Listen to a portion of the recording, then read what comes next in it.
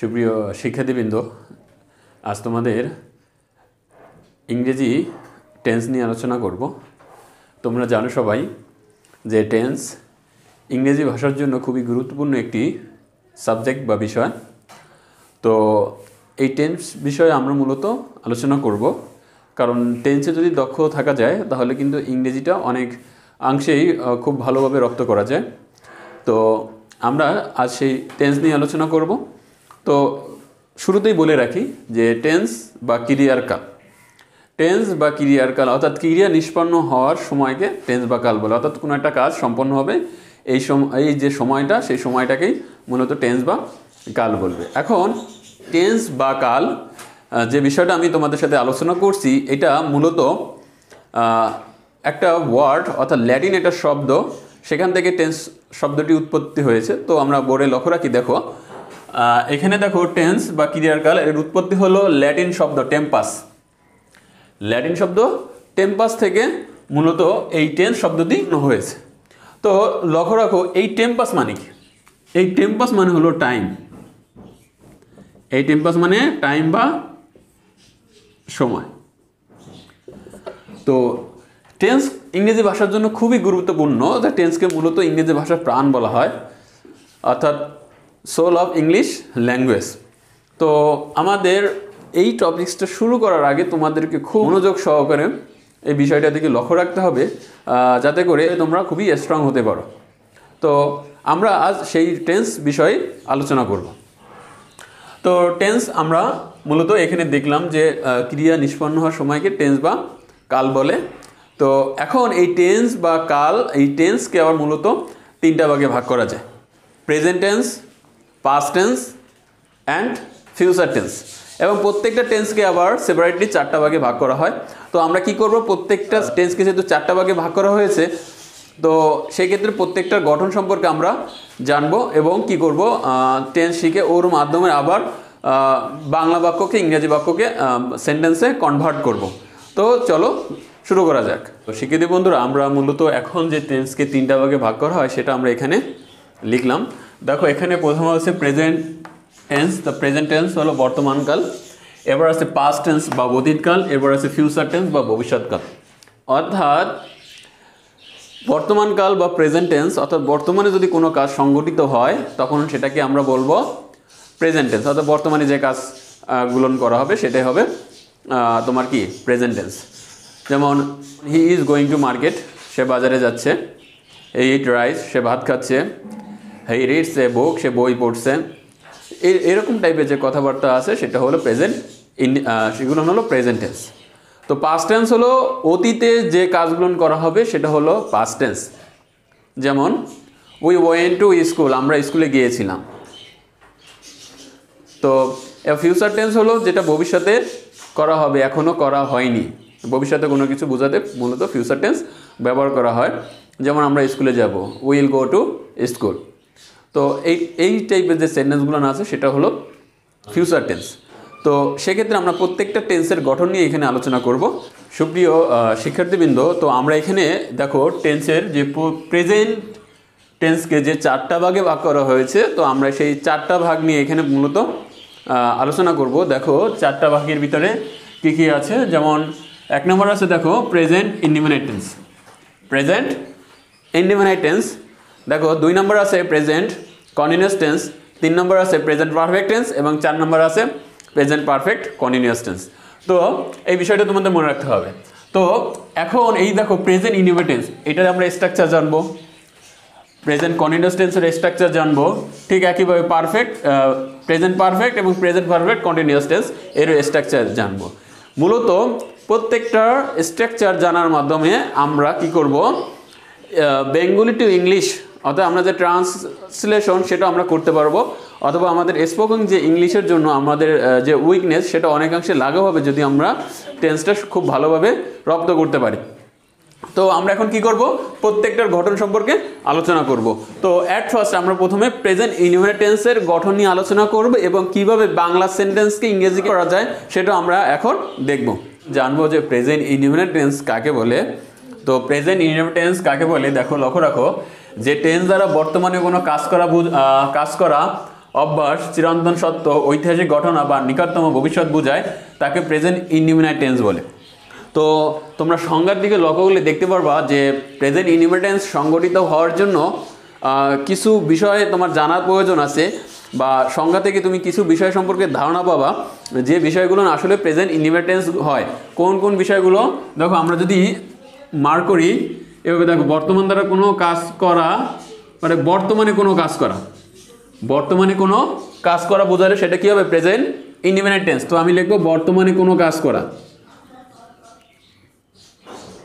তাহলে বর্তমানে কোনো কাজ যদি বোঝায় তাহলে প্রেজেন্ট ইনডিফিনাইট টেন্স হবে।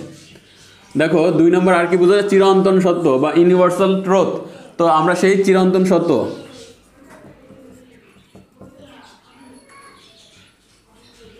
এরপর দেখো ঐতিহাসিক ঘটনা। তো এইখান থেকে কি পাবো? তাহলে ঐতিহাসিক যে ঘটনা অর্থাৎ হিস্ট্রিক্যাল ইনসিডেন্ট। তো এইখানে সেই ঐতিহাসিক ঘটনা আমরা লিখতে পারি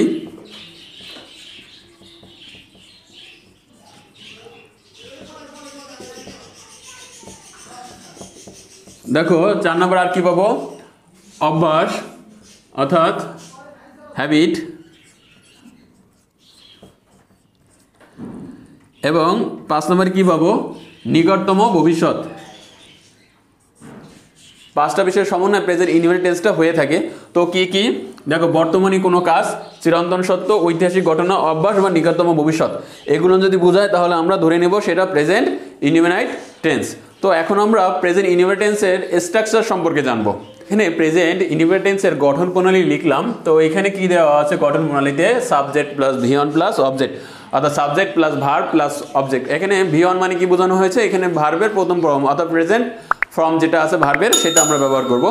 তো এখানে দেখো সাবজেক্ট, তো সাবজেক্টটা কি আমাদের বুঝতে হবে? সাবজেক্ট হলো কর্তা, অর্থাৎ কোনো একটা বাক্যে যখন কোনো ব্যক্তি কাজ সম্বোধন করবে তখন সেটাকে আমরা কর্তা বলি, অর্থাৎ যে কাজ সম্বোধন করবে সে হলো কর্তা। তো এখানে সাবজেক্ট বলতে কর্তাকে বোঝানো হয়েছে।